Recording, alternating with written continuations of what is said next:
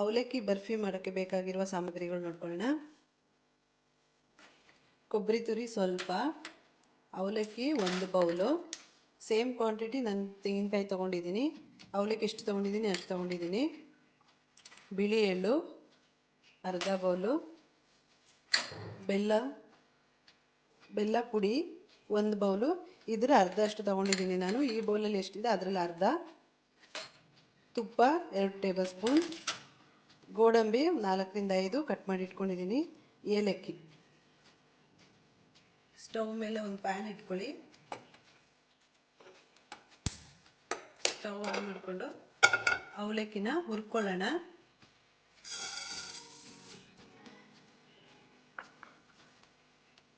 Medium ಫ್ಲೇಮಲ್ಲಿ ಇಟ್ಕೊಂಡು ಹುರ್ಕೊಳ್ಳಿ. ಇದು ಕ್ರಿಸ್ಪಿ ಆಗಬೇಕು,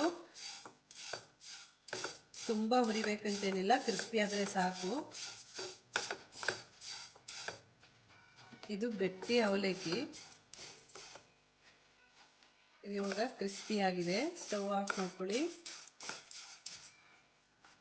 ತುಂಬ ಹುರಿಬೇಕು ಅಂತಿಲ್ಲ, ಇಷ್ಟಾದ್ರೆ ಸಾಕು. ಈ ಥರ ಪ್ರೆಸ್ ಮಾಡಿದ್ರೆ ಪುಡಿ ಆಗುತ್ತೆ. ಸ್ಟವ್ ಆಫ್ ಮಾಡ್ಕೊಂಡಿದ್ದೀನಿ. ಇದು ಸ್ವಲ್ಪ ತಣ್ಣಗಾಗಲಿ. ಒಂದು ಮಿಕ್ಸಿ ಜಾರ್ ತಗೊಳ್ಳಿ, ಅದಕ್ಕೆ ತೆಂಗಿನಕಾಯಿ ಹಾಕ್ಕೊಳ್ಳೋಣ. ಇದರ ಹಾಲು ಮಿಕ್ಸಿ ಮಾಡಿಕೊಂಡು ಇದರ ಹಾಲು ತೆಗೆದಿಟ್ಕೊಳ್ಳಿ. ಸ್ವಲ್ಪ ನೀರು ಹಾಕಿ ಮಿಕ್ಸಿ ಮಾಡ್ಕೊಳ್ಳಿ. ತೆಂಗಿನಕಾಯಿ ರುಬ್ಕೊಂಡು ಆಗಿದೆ, ಹಾಲನ್ನ ಸೋದಿಸ್ಕೊಳ್ಳಿ. ಇವಾಗ ಈ ಥರ ಸೋದಿಸ್ಕೋಬೇಕು. ನಾವು ಫಸ್ಟ್ ಟೈಮ್ ಹಾಲೇ ಹಾಕೋಬೇಕು, ಸೆಕೆಂಡ್ ಟೈಮೇ ನೀರು ಹಾಕೊಳ್ಳೋಕೆ ಹೋಗ್ಬೇಡಿ. ತೆಂಗಿನಕಾಯಿ ಹಾಲು ರೆಡಿಯಾಗಿದೆ. ಇನ್ನೊಂದು ಮಿಕ್ಸಿ ಜಾರ್ ತಗೊಳ್ಳಿ. ನಾವು ಫಸ್ಟೇ ಹುರಿದಿಟ್ಕೊಂಡಿದ್ದೀವಲ್ಲ ಅವಲಕ್ಕಿ ಸೇರಿಸ್ಕೊಳ್ಳೋಣ ಜಾರಿಗೆ.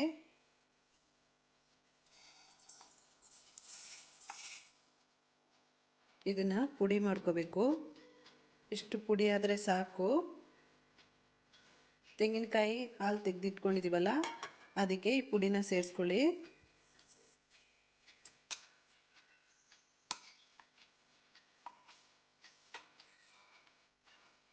ಚೆನ್ನಾಗಿ ಮಿಕ್ಸ್ ಮಾಡ್ಕೊಳ್ಳಿ. ಇದನ್ನ ನೆನೆಬೇಕು. ಇದು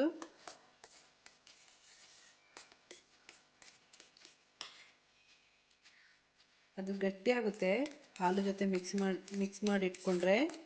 ಈ ಥರ ಇವಾಗ ಗಟ್ಟಿಯಾಗಿದೆ ಅದು.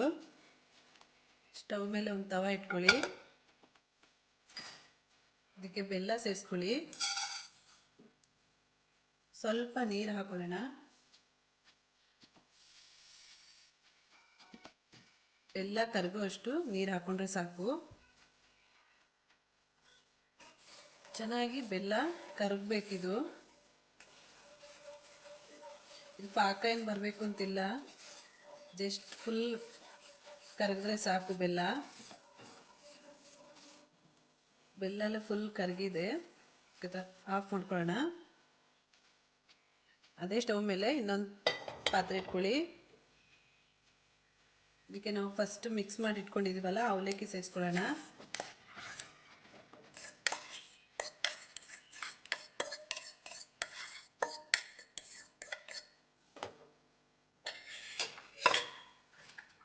ಸ್ವಲ್ಪ ತುಪ್ಪ ಹಾಕೊಂಡು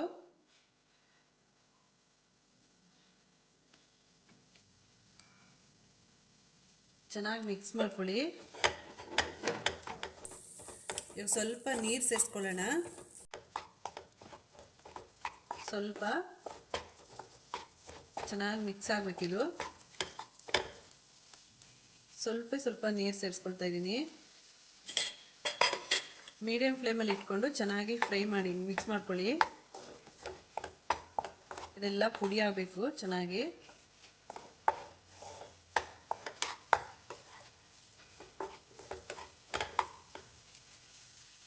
ನಾವು ಬೆಲ್ಲ ಕರಗಿಸಿ ಇಟ್ಕೊಂಡಿದ್ದೀವಲ್ಲ ಅದನ್ನ ಸೇರಿಸ್ಕೊಳ್ಳಿ.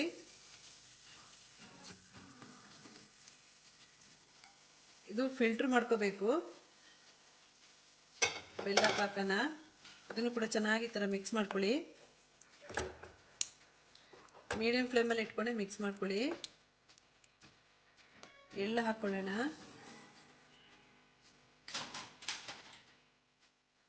ಗೋಡಂಬಿ, ಸ್ವಲ್ಪ ಏಲಕ್ಕಿ ಪೌಡರ್ ಚೆನ್ನಾಗಿ ಮಿಕ್ಸ್ ಮಾಡ್ಕೋಬೇಕು. ಮೀಡಿಯಂ ಫ್ಲೇಮಲ್ಲಿ ಇಟ್ಕೊಂಡೆ ಮಿಕ್ಸ್ ಮಾಡ್ಕೊಳ್ಳಿ. ಚೆನ್ನಾಗಿರುತ್ತೆ ಸ್ವೀಟು, ಸರಿ ಟ್ರೈ ಮಾಡಿ ನೋಡಿ. ಯಾವಾಗಲೂ ಅವಲಕ್ಕಿ, ಚಿತ್ರಾನ್ನ ಥರ ಎಲ್ಲ ಸ್ವೀಟ್, ಬೇರೆ ಸ್ವೀಟೆಲ್ಲ ಮಾಡ್ತೀವಿ, ಬಟ್ ಈ ಥರ ಒಂದ್ಸರಿ ಟ್ರೈ ಮಾಡಿ ನೋಡಿ. ಗಟ್ಟಿ ಆಗುತ್ತೆ. ಇನ್ನು ಅವಲಕ್ಕಿ ಹೆಲ್ತ್ ಕೂಡ ಒಳ್ಳೆಯದು.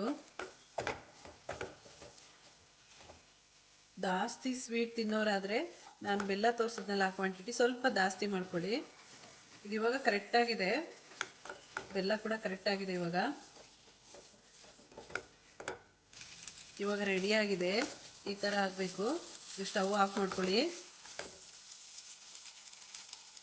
ನಾವೊಂದು ಪ್ಲೇಟ್ ಇಟ್ಕೊಂಡಿದ್ದೀನಿ, ಅದಕ್ಕೆ ಕೊಬ್ಬರಿ ತುರಿ ಹಾಕೊಳ್ಳೋಣ. ಸ್ವಲ್ಪ ಸ್ವಲ್ಪ ಕೆಳಗಡೆಗೆ.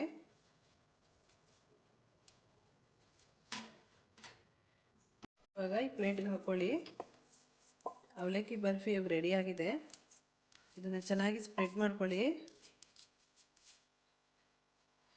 ಈ ಥರ ಚೆನ್ನಾಗಿ ಪ್ಲೇಟಲ್ಲಿ ಸ್ಪ್ರೆಡ್ ಮಾಡಿ ಒಂದೇ ಲೆವೆಲ್ ಮಾಡಿ ಇಟ್ಕೊಳ್ಳಿ. ಅದ್ರ ಮೇಲೆ ಸ್ವಲ್ಪ ಕೊಬ್ಬರಿ ತುರಿ ಹಾಕ್ಕೊಳ್ಳೋಣ. ಇದು ಆಪ್ಷನಲ್ಲು, ಬೇಕಂದರೆ ಹಾಕೋಬೋದು, ಇಲ್ಲಾಂದರೆ ಸ್ಕಿಪ್ ಮಾಡಿಕೊಡಿ. ಹಾಕ್ಕೊಂಡ್ರೆ ಚೆನ್ನಾಗಿರುತ್ತೆ.